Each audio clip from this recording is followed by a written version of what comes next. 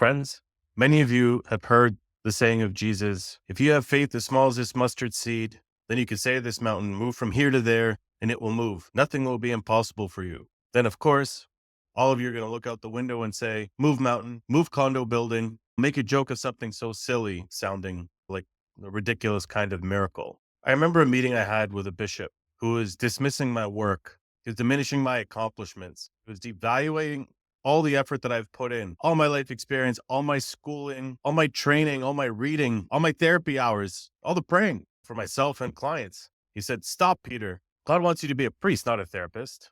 Therapists do nothing.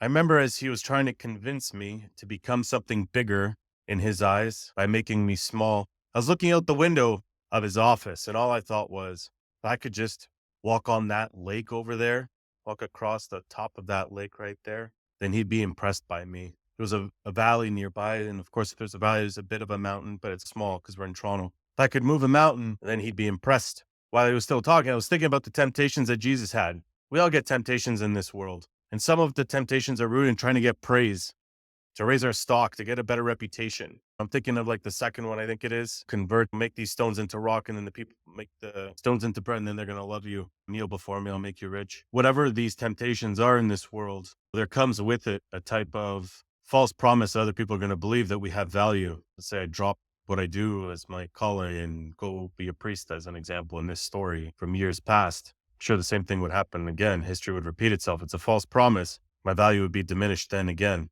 Sometimes people want to move a mountain, walk on water, this kind of novelty or superficial magic.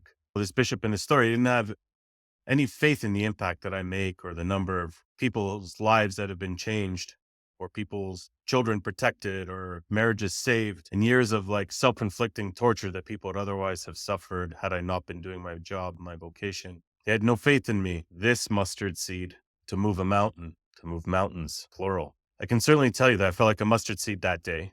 Small, insignificant, like a waste. My friends, if you want to move a mountain, which means to have power over it, to overcome something, it's one step at a time. It is a seed, one seed, and it grows. It requires boldness to move a mountain. It takes boldness to say, I want to go to an Ivy League school. It takes boldness to say, I want to be a pro athlete, whatever sport that is. Boldness to say, I want to develop the talents to become an electrician, a plumber. It takes boldness to say, I'm going to be the best father in this world. It takes boldness to say, I'm going to be a wonderful spouse. It always starts with the mustard seed. We don't always know what we will become, but the dream starts small. And sometimes the dreams start when we're young. What about we look at this outside of vocations? What about we look at this as barriers or things we need to heal from? What about the mountains of addiction, the mountains of broken relationship? Let's say you're in a 12-step program and you're struggling. Why is that? Step one is all about surrendering to a higher power. But what if your higher power is weak? It's not an ontological question. It's about your belief in this higher power, because there's a difference between what a higher power can do and what you believe it can do. I can understand the expression biblically, Lord, I believe, help my unbelief. But it's got to start somewhere. You got to identify the mountains that you're trying to move. It takes boldness to say, I want to be sober. It takes boldness to say, I'm going to heal this relationship. Takes boldness to say, I'm going to look at my traumas and my abuses and my neglect, and I'm going to transform myself. But look at what it will take. For many of us, it looks too big. Your faith in that moment, as you look up at I've got to conquer that to get to the other side, your faith or yourself can feel the size of a mustard seed, especially when everyone's mocking you, belittling you, devaluing you because of what you've done or what you've been doing. A friend lied to me for a long time about something. In fact, she still does lie to me about it. Maybe she knows that I know. Doesn't matter. It's about her fears. She must be saying to herself, when I tell him the truth, he'll reject me, so I just won't tell him. No boldness, no faith in my capacity to forgive, no growth, no personal challenge, no mustard seed, cowardice. To have the faith of a mustard seed and the desire to get through the barrier of a mountain or over the barrier of a mountain, to move it, to permanently move it, takes courage and hard work. And if you want to move a mountain in your life, there's no shortcut. There's no magic trick. But surely I say to you, you can move a mountain in your life right now. What needs to happen is the acknowledgement of, I'm feeling small right now, but I'm going to go ahead anyway. I'm going to have courage. With no boldness, there's no change. You can't sit around saying, I need to guarantee that this mountain will move before I ask it to, because then there's no faith. Like the whole component is, I need faith, that this much faith, the size of a mustard seed. But if there is none, it's not really an issue of faith. It's an issue of control. If it's a guarantee that I can do so, and if it's a guarantee I can slam dunk, there's no faith in the question. It's not a risk. There's no risk of embarrassment, humiliation, or failure. There's no risk of having my heart broken or having to grieve something or then have to encounter the other person. I'm thinking of you people who are doing things you shouldn't be doing. Maybe people know, maybe they don't, but I can tell you there's fear in there. And that mountain can look mighty large, but you got to get to the other side. The reason why I bring up a higher power, 12-step program is built on this. Many of you have faith. I have a faith. Now, if you're God, your higher power, whatever it is, whether it's a rock, a plant, principles of this universe, or a God that you can name, this God's got to have power to support change, movement, transformation. Got to be part of the plan in your narrative or your story.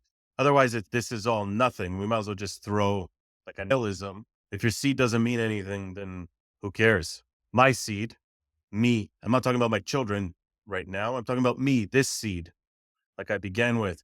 A hell of a lot, a heck of a lot to me, my talent, my standards, my integrity.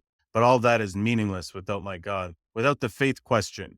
Now, I don't need to have a faith per se to have a faith question. Like I said, you're going to apply for a job or not? Do you want the promotion or not? Do you want to have a relationship or not? Do you want a life companion or not? Do you want the responsibility of children? Or are you lacking the courage and the boldness to say that's what you want? What are those barriers? Is it cowardice? Is it fear of rejection?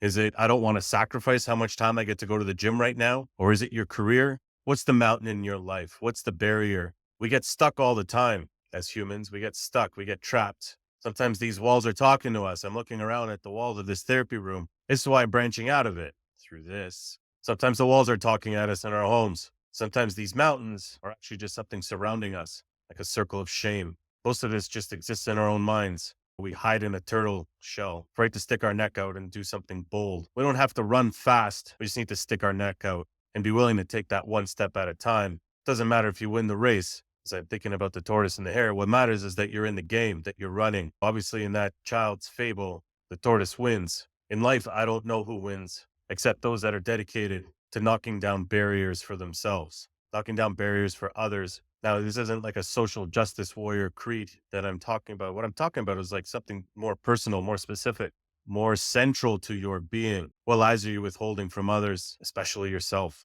What relationships do you need to repair? You don't do it because you're afraid that the other person's going to be upset. So instead, you just maintain a distance unnecessarily. You maintain the distance to hide from the truth of yourself. When we're thinking addictions and broken relationships, what are the lies that we're telling ourselves? The mountain of self-deception can look a lot like a false mirror.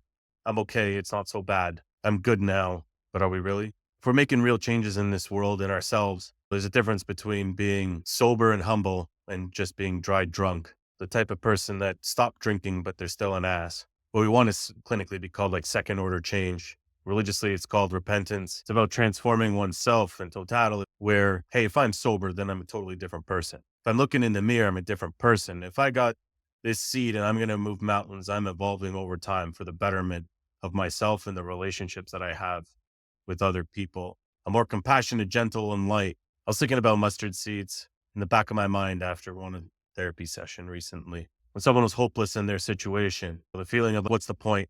I'm going to lose everything anyway, thinking something had eaten his one seed. Maybe he's devouring himself, which is terrible. One thing for others to take things away from you is another thing to take your own light and blow it out. This person's doing well. As I reminded them of their, obviously I didn't discuss it as a mustard seed at the time, but as I was thinking about my own life or my own life history, I remember a gift I was given from childhood. I was going to live with strangers for a bit. I was being billeted for a baseball tournament when I was 12 years old. And I remember when I was going to leave, it's a strange situation when you're 12 years old. Picture no technology. I flew across the country to go live with strangers for 2 weeks. I was excited, a little bit nervous. You don't know what you're going to get when you're going to live with strangers and you're 12 years old. Who wants to take in a 12-year-old boy? As an adult, I ask myself that question now. Would I allow my kid to go? But I remember what I was given before I left. I was given a mustard seed from my local priest. It was special to me as I remembered this story of mustard, the impact of a mustard seed. I still have it. I wish I could show it to you, maybe in a different video. Until then, I want you to identify, maybe put in the comment section to help hold yourself accountable about what are the mountains that you need to move and what's on the other side for you, because there's so much meaning. Today, and in your progress there, because it takes hard work, time, and faithfulness to fight the good fight and run the good race. There is no shortcut to anything.